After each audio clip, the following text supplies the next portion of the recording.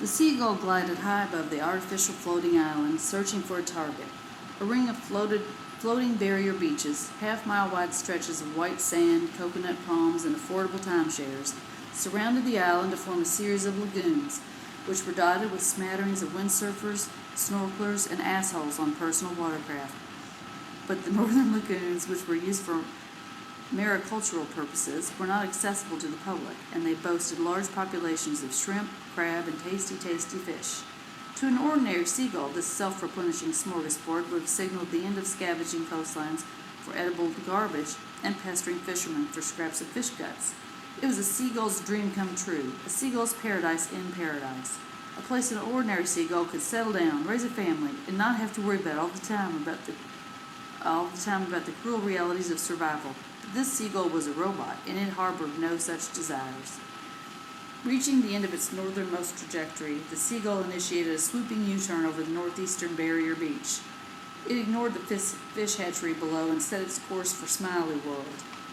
It flew over the looping roller coaster tracks of Crustacean Crevasse and across Clam Digger Bay toward the center of the theme park where Coral Castle stood.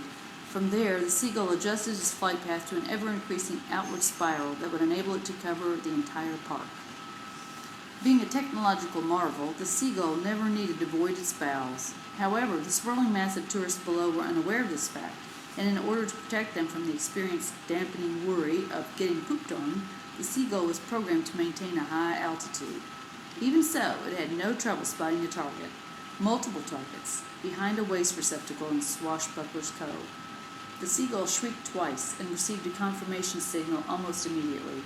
The signal came from the manicured shrubbery near the waste receptacle, from which, one by one, 3 little birds appeared.